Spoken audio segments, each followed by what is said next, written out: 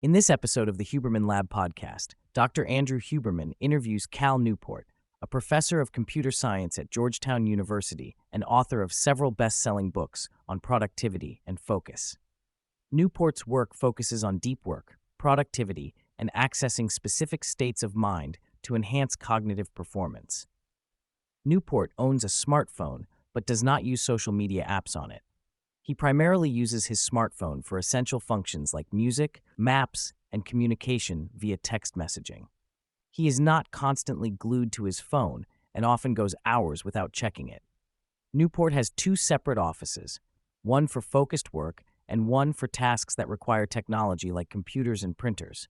His focused work office is devoid of any technology, and he has a custom-built desk in a library setting where he does his writing surrounded by carefully curated books. He also has a fireplace in this space, which he uses for reading and sparking ideas. Newport emphasizes the importance of whiteboards for collaborative thinking and problem-solving. He recalls his time in a theory group at MIT where the use of whiteboards significantly boosted concentration levels and facilitated idea generation. He has a whiteboard at home and uses it as a tool for serious thinking and idea development. Newport advocates for specialized capture methods for different types of work. He suggests capturing ideas directly into the tools you will use for that specific work, reducing friction and putting you in the right mindset. For example, he captures research ideas in writing software and math proofs in a markup language for papers. Huberman shares a learning protocol he discovered while teaching a course at Stanford.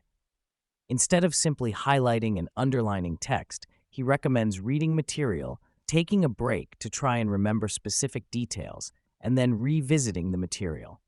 This method of stepping away and actively recalling information before revisiting it has proven to enhance information retention and learning. Newport practices productive meditation while walking, a technique he developed during his graduate studies. He focuses on a specific problem or idea while walking, training himself to maintain internal focus and work through thoughts efficiently. He also finds walking to be conducive to brainstorming and idea generation. Newport emphasizes the concept of deep work, which involves focused and undistracted cognitive efforts to enhance learning and productivity. He highlights the importance of active recall, a study technique where individuals replicate information from memory without looking at their notes. This method, though mentally taxing, is efficient and leads to better retention of information. Newport shares his personal experience with active recall during his college years. After developing a heart condition that prevented him from rowing crew, he focused on improving his academic performance. By implementing active recall and restructuring his study habits, he achieved straight A's throughout his college years. Newport dedicates at least 60 to 90 minutes of deep work, 5 days a week, prioritizing his core intellectual work, such as writing. By focusing on deep work consistently, he aims to make progress on his long-term goals and projects. While discussing the concept of flow state, Newport distinguishes it from deliberate practice. He explains that flow state is more about performance and feeling in the moment, while deliberate practice involves pushing beyond one's comfort zone to improve skills. He emphasizes the importance of deliberate practice in deep work for achieving mastery in various fields. Newport introduces the concept of neuro-semantic coherence as an alternative to the traditional idea of flow. He describes it as a state where the relevant semantic neural networks are activated and inhibited, allowing for deep focus and concentration on a specific task. This state of coherence is essential for productive work and creative thinking. Newport addresses the impact of smartphones and social media on cognitive performance. He acknowledges the addictive nature of these technologies, leading to behavioral addiction and dopamine responses. He suggests that limiting access to these devices can improve focus and productivity, as excessive use can disrupt neural circuitry and lead to distractions. While Newport acknowledges the benefits of technology for communication and information access, he advocates for setting boundaries to prevent excessive use. He suggests reevaluating cultural norms around unrestricted internet usage, especially for younger generations, to promote healthier relationships with technology. By reducing dependency on smartphones and social media, individuals can experience improved mental clarity and productivity. Newport shares his personal strategies for deep work, including disconnecting from his phone and limiting internet usage during focused work sessions. By creating a distraction-free environment, he maximizes his cognitive output and avoids the network switching costs associated with frequent device use. He emphasizes the importance of prioritizing deep work to achieve optimal performance and productivity. Newport explains that the rise of technology, such as email and social media, has made it easier for individuals to demonstrate visible effort throughout the day. This constant connectivity and ability to switch between tasks quickly has led to a culture of pseudo-productivity, where the appearance of busyness is valued over actual productivity. This has resulted in knowledge worker burnout and a sense of nihilism in the workplace.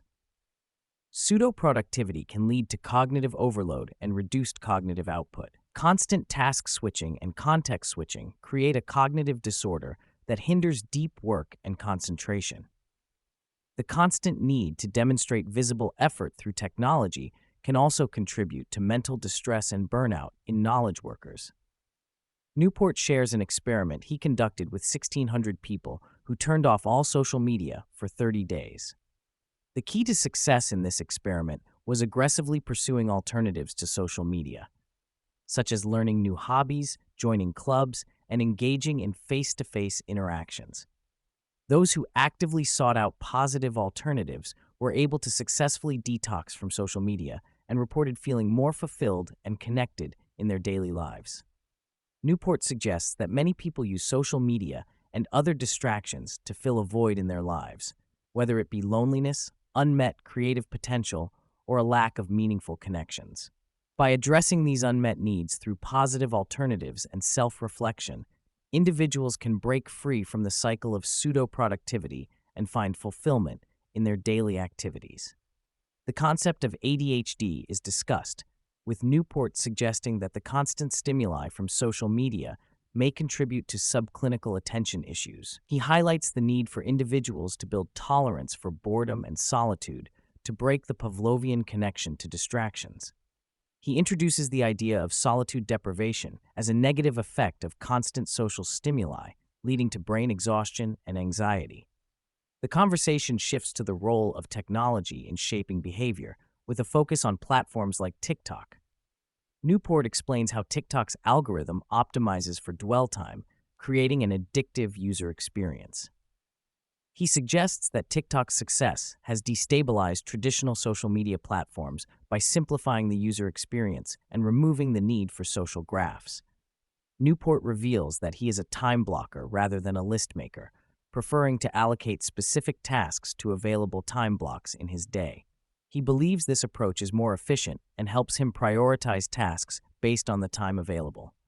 Newport follows a fixed schedule with a cutoff time of 5:30 p.m. He believes in working efficiently within set hours and not working late into the night. He only works late if he has a writing deadline. This philosophy, which he calls fixed schedule productivity, helps him focus on what truly matters and be more innovative with his time management. Newport prioritizes sleep and exercise as essential components of his daily routine. He works out with weights before dinner for about 45 to 50 minutes, which helps him transition from work to family time. He also incorporates walking into his routine on non-teaching days. Due to his history of insomnia, he values the importance of getting enough sleep and maintaining a consistent sleep schedule. Newport compares cognitive fitness to physical fitness, emphasizing the need to train and optimize the brain for peak performance. He believes that caring for the brain and developing effective cognitive habits can give individuals a competitive advantage in knowledge work. By prioritizing mental well-being and cognitive function, individuals can excel in their professional and personal endeavors. Newport addresses the issue of burnout in the workplace, attributing it to the increasing workload and administrative overhead. He explains how the prevalence of digital communication tools has led to a culture of constant messaging and meetings, which detracts from actual productive work. The absurdity of the current work environment, where individuals spend more time discussing work than doing it, contributes to burnout and dissatisfaction. Newport reflects on the concept of wholeheartedness as a remedy for burnout. By fully engaging in meaningful work and pursuing tasks with genuine interest and passion, individuals can combat burnout and find fulfillment in their endeavors. He encourages individuals to lean into their work wholeheartedly and prioritize tasks that align with their values and goals. One of the main challenges Newport identifies is the difficulty of breaking free from this cycle of constant distraction. He explains that the current system of communication and collaboration is deeply ingrained in organizational structures, making it hard for individuals to opt out without disrupting the flow of work. This creates a suboptimal equilibrium where everyone is stuck in a cycle of excessive communication. Newport argues that a cognitive revolution is necessary in the world of knowledge work. He suggests that organizations need to prioritize the well-being and productivity of their employees by rethinking how work is structured. This revolution would involve a shift towards more focused, deep work that allows individuals to maximize their cognitive abilities and produce higher quality work. When discussing remote work and hybrid models, Newport emphasizes the importance of redefining what work means in these contexts. He suggests that remote work requires a different approach to task management and collaboration in order to be effective. He also advocates for setting clear boundaries between work and personal time to avoid burnout and maintain a healthy work-life balance. Newport outlines 3 key strategies that he believes would significantly improve productivity and well-being in the workplace. The first strategy is implementing a pull-based system where tasks are completed based on their importance and urgency. This system allows for better prioritization and focus on high-value activities. This helps reduce distractions and increase focus on important projects. The second strategy is multi-scale planning, involves breaking down long-term goals into smaller, manageable tasks. By planning at different scales, such as semester, week, and day, individuals can stay on track and ensure progress towards their objectives. This approach helps in managing deadlines effectively and maintaining a clear focus on key tasks. The third strategy is time blocking, where individuals allocate specific blocks of time for different tasks throughout the day. By visually separating tasks into distinct blocks, individuals can focus on deep work without distractions. Time blocking also helps in managing communication and social media usage by dedicating specific blocks for these activities. A shutdown ritual marks the end of the workday and helps individuals transition into personal time. This ritual involves reviewing tasks, setting priorities for the next day, and ensuring all loose ends are tied up. By creating a clear demarcation between work and personal time, individuals can avoid ruminations and maintain a healthy work-life balance. Newport emphasizes the importance of maintaining a balance between work and personal life. While he follows a structured approach to work during the day, he adopts a more relaxed attitude towards social engagements and family time outside of work hours. By finding a middle ground and allowing for flexibility, individuals can enjoy personal time without compromising productivity. Even during vacations, Newport finds it essential to engage in deep work or reflection on a specific project. This allows him to satisfy his cognitive need for focused work while still enjoying time off. By bringing along a non-urgent task or project, he strikes a balance between relaxation and productivity during vacations.